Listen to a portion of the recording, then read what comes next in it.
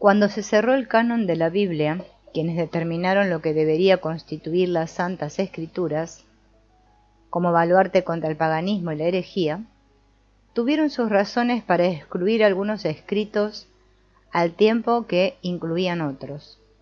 Seguramente se plantearon cuestiones de autenticidad y calidad, pero también hubo una cierta urgencia por establecer un estándar con el que medir en el futuro todas las demás expresiones religiosas. Tanto el judaísmo como el cristianismo habían sufrido la necesidad de clarificar y fortalecer sus doctrinas, para que sus fieles dispusieran de una base firme para resistir la oposición que se les enfrentó, procedente del mundo pagano y de Roma. Estas formulaciones dejaron necesariamente muy poco espacio para la interpretación individual o para la variación respecto de las normas recientemente establecidas. Entre los judíos y también entre los primeros cristianos, hubo disidentes cuyos puntos de vista diferían respecto de lo proclamado en la Biblia, en relación con lo que constituye la vida espiritual, y en el cristianismo respecto de cuál era la verdadera naturaleza y las enseñanzas del ungido, enviado por Dios para proclamar su mensaje a la humanidad. Sus escritos, contemporáneos de los libros bíblicos, fueron considerados como peligrosos o espurios por las autoridades religiosas reinantes, y los escritores de estas obras extracanónicas quedaron marcados como herejes, algo que en efecto era así. Por herejía se entiende adoptar una postura opuesta a la ortodoxia de la época.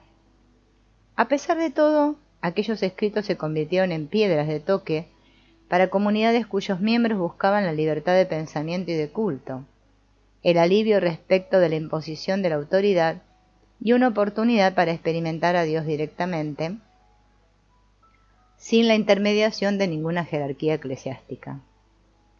Buena parte del contenido de estas obras se relacionaba con la escatología, los portentos de los últimos días, durante los que Dios haría llover la destrucción sobre su pueblo por haber capitulado bajo las fuerzas del mal en el mundo. En estas obras también se expresaba una esperanza de eventual redención, expresada entre los judíos como la llegada de una era mesiánica y en el cristianismo como la llegada de Jesucristo.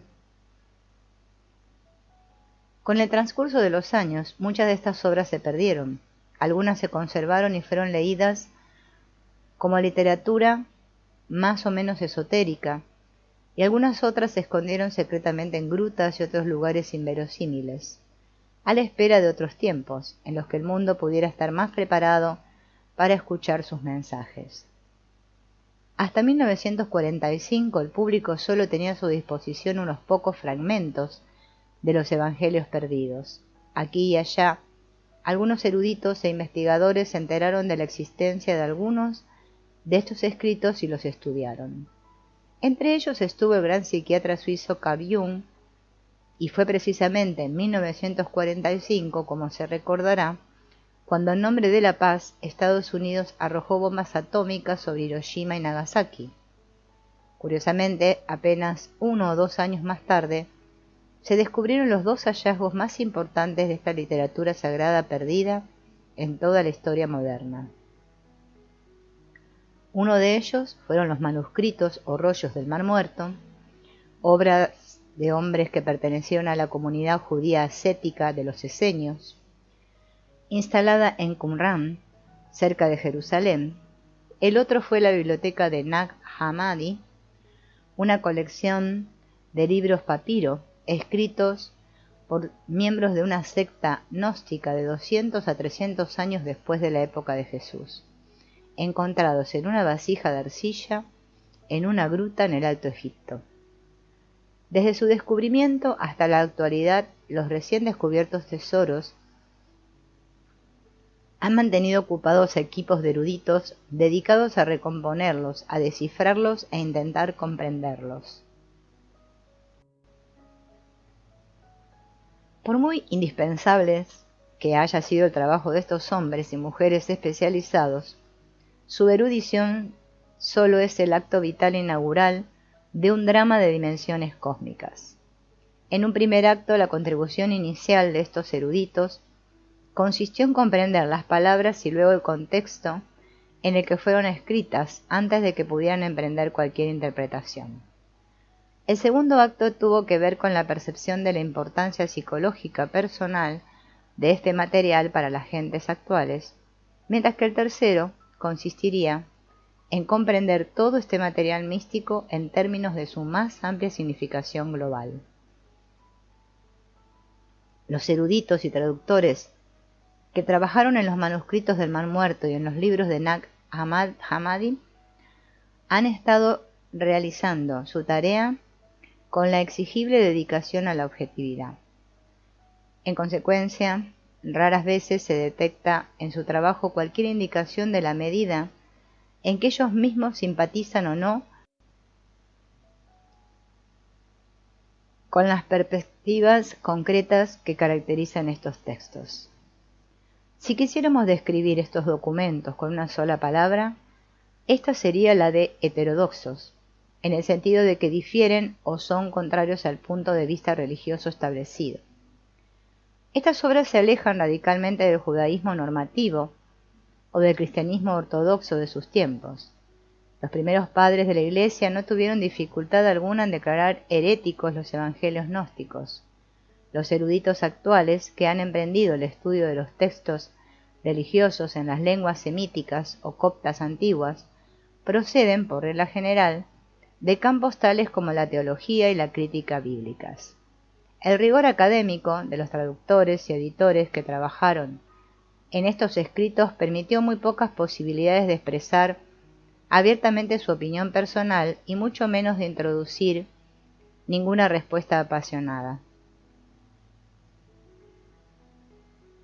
Podemos preguntarnos qué piensan realmente esos exegetas en sus pensamientos íntimos acerca de las obras que desafían tan espectacularmente las doctrinas aceptadas de su tiempo, así como del nuestro. Fue Carl Jung quien descubrió para sí mismo la literatura de los gnósticos judíos y cristianos, por la que se sintió cautivado y entre cuyos escritos se encuentran los evangelios perdidos. La palabra cautivado se ha empleado expresamente, pues Jung no se acercó a estos materiales como un erudito que contara con las investigaciones y el apoyo de predecesores y colegas. Se encontró directamente con las personificaciones de los mitos por medio del inconsciente, como una erupción de ideas e imágenes misteriosas de origen desconocido que portaban mensajes sobre la naturaleza y las obras de la psique humana. La historia de cómo el material gnóstico se le reveló a Jung la podemos encontrar en su autobiografía Recuerdos, Sueños, Reflexiones. Solo después de haber encontrado las ideas gnósticas en forma de sueños, fantasías e imaginación activa, se sintió inspirado para examinar el mito y la literatura en busca de amplificaciones de lo que él mismo había experimentado. Aquí detectó asombrosos paralelismos con sus propios descubrimientos en un material que apenas empezaba a surgir a partir de las traducciones de la biblioteca de Nag Hammadi, así como de otros textos gnósticos de fuentes judías y cristianas. Como psiquiatra, Jung estaba interesado en averiguar por qué la gente piensa como piensa y cree lo que cree. Buscó pistas en la mitología, especialmente en aquella que dio lugar a las tradiciones religiosas y espirituales. Entendió el impulso espiritual de hombres y mujeres como una expresión de la psique humana y de su anhelo hacia la fuente del ser. Cuando se interesó por el estudio de los textos gnósticos antiguos, lo hizo para apoyar y amplificar su propia experiencia, así como la de algunos de sus pacientes, orientados hacia la vida del espíritu. Jung no pretendió ser neutral respecto de este material.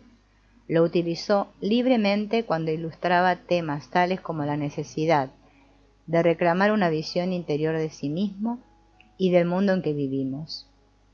Comprendió y reestructuró buena parte de la mitología gnóstica en términos psicológicos, reconociendo en los múltiples personajes de la mitología gnóstica las mismas imágenes arquetípicas que residen en la psique humana en todas partes, que impulsan a la gente hacia el amor, el temor, el odio la codicia y todo aquello que no harían por la libre voluntad de su propia conciencia. Y sin embargo, a pesar de toda su conciencia de lo que significa el gnosticismo, a pesar de toda su fascinación por sus manifestaciones simbólicas, Jung se detuvo y no quiso identificarse abiertamente como un gnóstico. Se concebía a sí mismo primera y únicamente como un psiquiatra, como un sanador de almas. Exploró en gran profundidad las ideas sobre Dios y sobre los dioses tal y como aparecen en la psique humana. Insistió en que no se sentía cómodo diciendo quién o qué es Dios, a pesar de que en una memorable y muy citada entrevista declaró: «No necesito creer en Dios, lo sé». Pero esto lo afirmó con un guiño, como para indicarle al entrevistador que si los demás no saben a qué se refiere al decir esto, no será él quien se lo diga. El pensamiento de Carl Jung está siendo objeto en la actualidad de un creciente interés comprensivo por parte de la cultura occidental. Una síntesis del conocimiento humano, raras veces alcanzada por alguien con anterioridad, se despliega ante todo aquel que se dedica a investigar seriamente la obra que nos ha legado este hombre tan notable. A partir de sus trabajos como médico preocupado por el bienestar de la mente, Jung descubrió en sus pacientes y en su propia alma la gran verdad de la realidad de la psique y exploró su fenomenología a una profundidad a la que otros no se aventuraron a llegar. Su observación sistemática del funcionamiento de los estratos más profundos de la mente humana le permitió a su vez echar un vistazo lleno de singular percepción a las grandes fuerzas existentes en la cultura humana: mito, religión, arte, filosofía y literatura. Durante el transcurso de estas observaciones, Jung descubrió que todos los poderosos símbolos y mitologemas experimentados y expresados por la humanidad surgieron a partir de un profundo sustrato común de la mente, que él llamó inconsciente colectivo, con el que cada persona continúa conectada durante el transcurso de su vida espiritual. El descubrimiento del inconsciente colectivo por parte de Jung, que en la actualidad se llama cada vez más la psique objetiva, ha permitido aproximarse de una forma nueva a experiencias e ideas que habían sido concebidas hasta ahora como religiosas o metafísicas. Sus descubrimientos han aportado una hipótesis mediadora entre la convicción tradicional de la realidad metafísica y la psicología moderna. En cierto sentido, los descubrimientos de Jung no son completamente nuevos, sino que forman parte de un conocimiento antiguo. No obstante, el enfoque que adopta ante ellos es nuevo y difiere de la postura tradicional, según la cual las verdades espirituales son manifestaciones reveladas de una clase diferente de realidad procedente de más allá de la psique humana. En contraste con las posturas adoptadas por la mayoría de los defensores de las principales tradiciones religiosas, la orientación de Jung puede ser caracterizada como intrapsíquica, es decir, basada en aquello que es interior de la psique humana. Así, Jung raras veces habla de Dios como una persona, sino que más bien afirma que no se ocupa en absoluto de un Dios metafísico, sino de la imagen de Dios tal y como ésta es percibida dentro del alma humana. Esta actitud sigue preocupando a las personas adscritas a las formulaciones metafísicas desgastadas por el paso del tiempo y que forman parte de las principales tradiciones, pero cuyas tribulaciones no están a menudo tan justificadas como pudiera pensarse. Al plantear objeciones ante la posibilidad de Dios, los ángeles, los demonios y la Virgen María como algo que está simplemente en nuestras psiques, dejan de captar toda la amplitud, el alcance y la majestuosidad que Jung atribuye al alma humana. Jung comentó lo siguiente acerca de tales críticas: pues así es como habla y piensa el hombre occidental, cuyo alma tiene evidentemente poco valor. Si buena parte de ello estuviera en su alma, hablaría con reverencia. Pero puesto que no lo hace así, podemos llegar a la conclusión de que no hay nada de valor en ello. No quiere decirse que eso sea necesariamente siempre así y en todas partes, sino solo con gente que no se pone nada en sus almas y que tienen a todo Dios fuera de sí.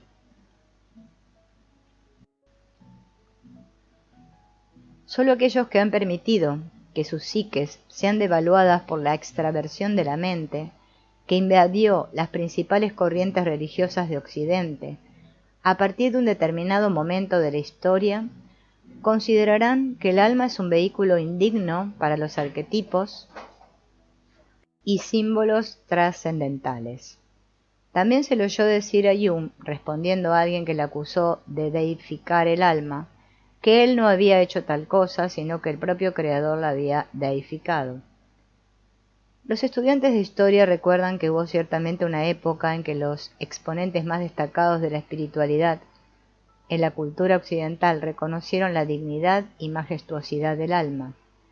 Durante los 3 primeros siglos de la era cristiana florecieron en el Mediterráneo varias escuelas de espiritualidad que tuvieron en muy alta consideración el potencial creativo y revelador del alma. Es interesante observar en este sentido que Jung nunca afirmó haber sido él quien descubriera el concepto de los arquetipos, sino que siempre estuvo dispuesto a admitir que había descubierto esta idea en las enseñanzas filosófico-religiosas del mundo helenista. En toda psique hay formas que son inconscientes, pero que no por ello dejan de ser activas, disposiciones de vida, ideas en el sentido platónico, que realizan e influyen continuamente sobre nuestros pensamientos, sentimientos y acciones. El término arquetipo surge ya en Filón de Alejandría para referirse a la imago Dei, imagen de Dios en el hombre. También se encuentra en Irineo, quien dice, citando una fuente gnóstica, el creador del mundo no forjó estas cosas directamente, desde sí mismo, sino que las copió de los arquetipos existentes fuera de sí mismo. En el Corpus Hermeticum, a Dios se le llama luz arquetípica. Para nuestros propósitos, este término nos dice que estamos tratando con tipos arcaicos, o yo más bien diría que primordiales, con imágenes universales que han existido desde los tiempos más remotos.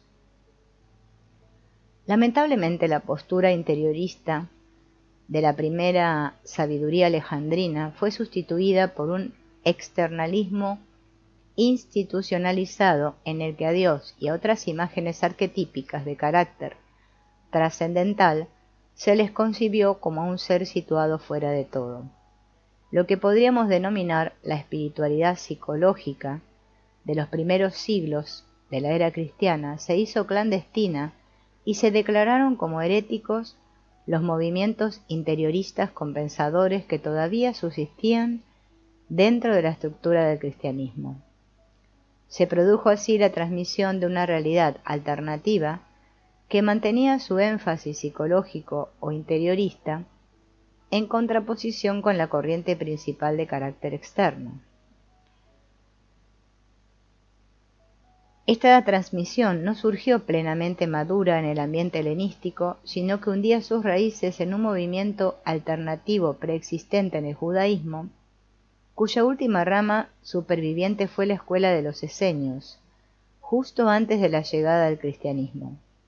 Entonces, esta rama judío-esenia dio paso al gnóstico cristiano, cuya progenie espiritual fueron los místicos cristianos monásticos que hubo en el seno de la Iglesia, así como los alquimistas, los magos ceremoniales, los cátaros, los rosacruces, los cabalistas, y ya en los tiempos modernos los teosofistas y otros movimientos relacionados de espiritualidad alternativa. La corriente alternativa nunca dejó de existir, pero sus manifestaciones externas fueron espasmódicas y jamás tuvieron fuerza suficiente para desafiar seriamente las ortodoxias de la corriente principal. El énfasis puesto en la interioridad espiritual se mantuvo pues en forma de tradición apagada, frecuentemente reprimida y en ocasiones ignorada por las religiones dominantes y por el conjunto de la cultura.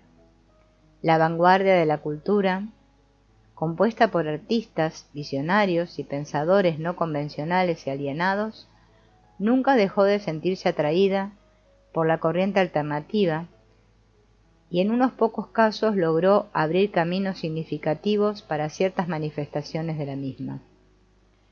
Uno de los principales ejemplos de tal erupción de espiritualidad alternativa, introducida en el cuerpo principal de la cultura, fue sin lugar a dudas el fenómeno del Renacimiento, como parece haber demostrado la historiadora Frances Yates, para satisfacción de muchos, en varias de sus impresionantes obras sobre el tema. Jung estaba convencido de que la aceptación de la postura aristotélica en filosofía por parte de Santo Tomás de Aquino y posteriormente de la cristiandad occidental contribuyó mucho al desenraizamiento de la interioridad espiritual. Por ello afirmó repetidas veces que el sentido de realidad de la psique se desvaneció en proporción con la adopción, por parte de la religión y la cultura occidentales, del eslogan aristotélico: no hay nada en el intelecto excepto a través de los sentidos. Sobre esta cuestión, Jung está de acuerdo con Paul Tillich, quien dijo que la orientación aristotélica de la teología después de Aquino fue el factor más importante que hizo posible el ateísmo. Cuando la gente deja de experimentar a Dios, se ve obligada a creer en él, dio a entender Tillich, y la fe es un bien sujeto a pérdida. El sentido interno de Dios es una cualidad de la psique profunda y no de la razón. Con la ascendencia de la razón sobre la conciencia psicológica de la verdad arquetípica, quedó ampliamente abierto el camino que conducía al racionalismo y, en último término, al materialismo y al ateísmo. Así, según Jung y Tillich, está de acuerdo con ello, Occidente quedó perdido.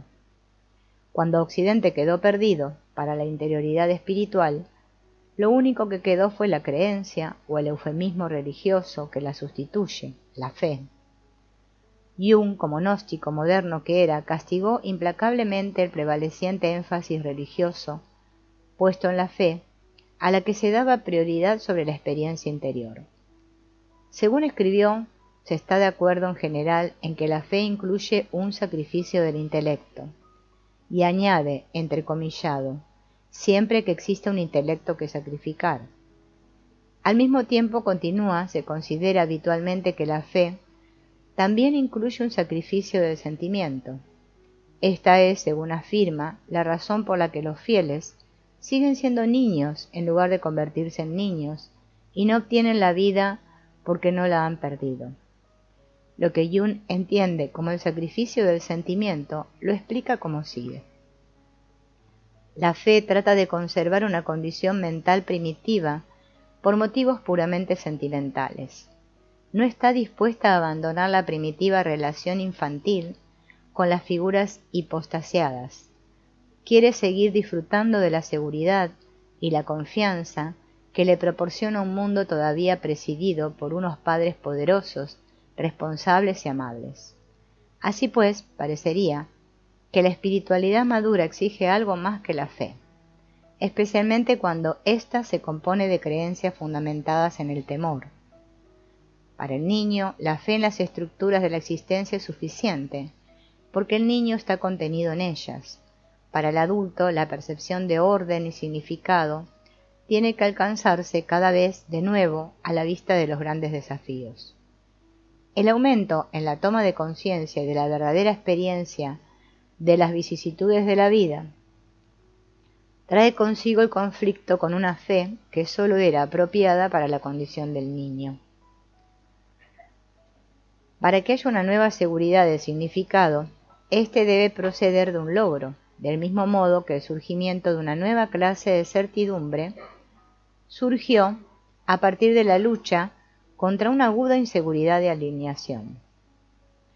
Tal estado de madurez espiritual exige una cierta clase de conocimiento interior enraizado en la experiencia. Esto es lo que en tiempos antiguos se conoció con el término griego de gnosis. Desgraciadamente, y aunque la cultura occidental contemporánea ha sobrepasado la fase del desarrollo afín a la del niño, no ha dejado atrás las cosas infantiles. En Occidente todavía tratamos las percepciones interiores como si fueran simplemente productos secundarios de hechos objetivos y nada más.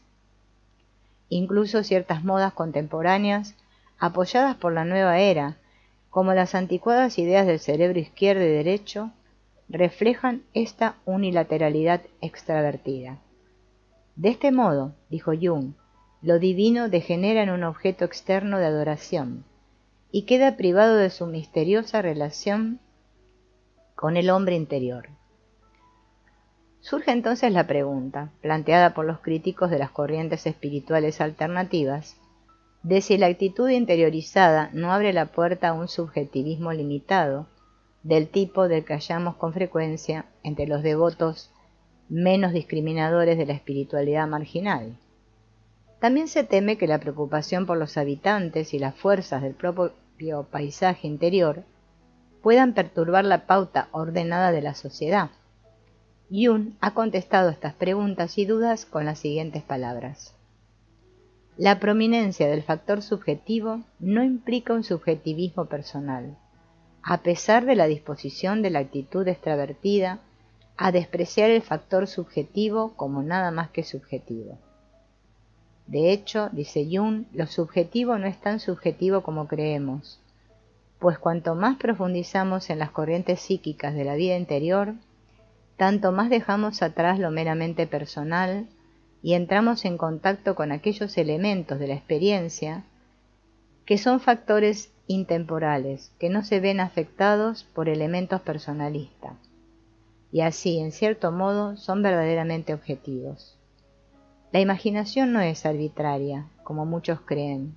Antes, al contrario, se basa en las leyes de la percepción inconsciente que no cambian.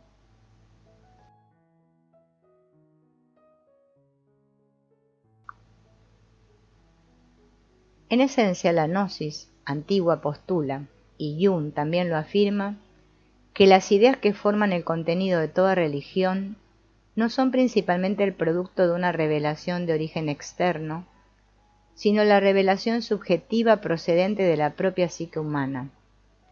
En respuesta a Job, dice, las afirmaciones religiosas son confesiones psíquicas basadas en el inconsciente, es decir, procesos trascendentales. ¿Se corresponden estas confesiones psíquicas con los postulados metafísicos? Jung no lo dice, probablemente no lo sabía ni le importaba. Para la mente del creyente, los objetos de fe son realidades metafísicas. Para el gnóstico y por tanto para Jung, los fenómenos de la experiencia merecen prioridad sobre la especulación metafísica. Desde el punto de vista de Jung, es más importante reconocer la raíz subjetiva en la mente de nuestras ideas sobre lo divino que aceptar las afirmaciones metafísicas y teológicas. Se ha dicho que los teólogos saben mucho sobre Dios, pero muy poco de Dios. Esta situación puede rectificarse únicamente mediante la clase de experiencia directa propugnada por los místicos y los gnósticos de todos los tiempos.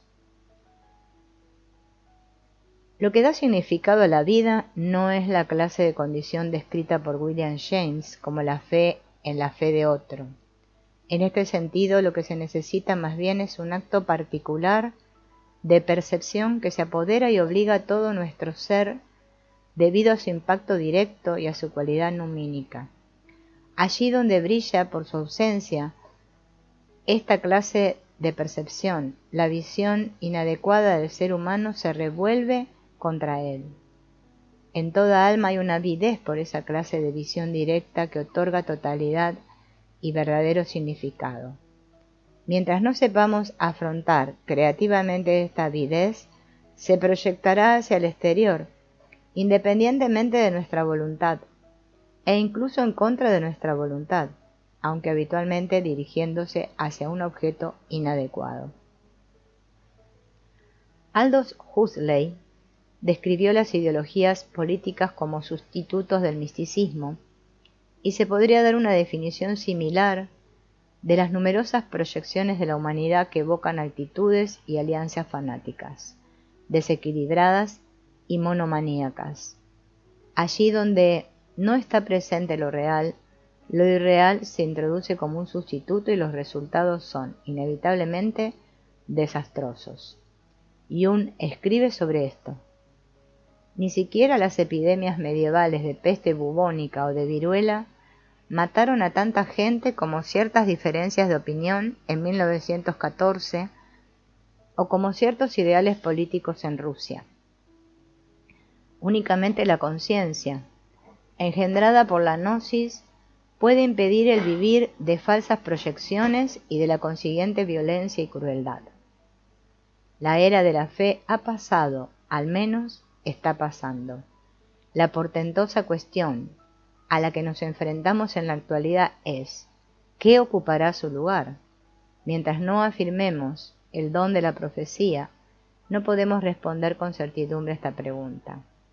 Lo único que podemos decir es, sabemos lo que debería ocupar su lugar, es decir, una era de espiritualidad interior o psicológica, una era en la que lo interior o lo psicológico, en que la espiritualidad tan burdamente descartada desde hace tiempo, sea capaz de resurgir una vez más por sí misma.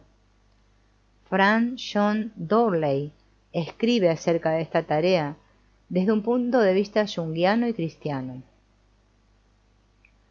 Una opción interesante y animada sería la reapropiación y la asimilación de aquellos movimientos del espíritu que el cristianismo se ha visto obligado históricamente a declarar como heréticos, en interés de su propia supervivencia.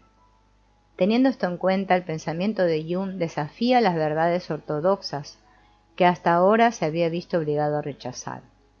Esto es lo que tiene que hacer, desde el punto de vista de Jung, para que el cristianismo entre en posesión de una concepción de la humanidad y de la espiritualidad humana que sea más apropiada para el proceso psicológico de llegar a ser enteros. Jung sabía que la única tradición asociada con el cristianismo que consideraba la psique humana como el recipiente del encuentro entre lo divino y lo humano era la de los gnósticos de los 3 primeros siglos de nuestra era. Por eso mismo abogó a favor de un renovado aprecio por esta antigua tradición, y particularmente a favor de un regreso al sentido gnóstico de Dios como una presencia interior directora y transformadora.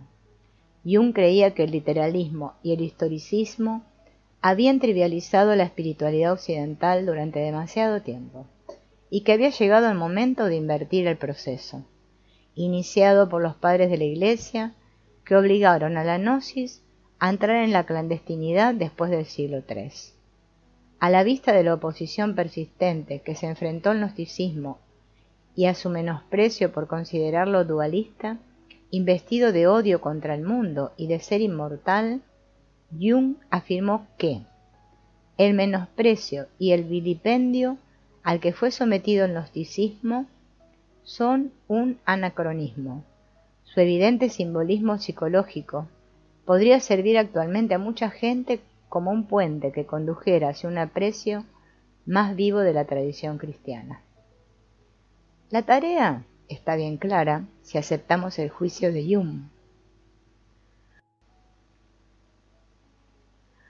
Lo que tiene que producirse es una restauración de ciertos enfoques respecto de la espiritualidad que contienen la compensación necesaria para la orientación extravertida, literalista y unidireccional de la religión occidental.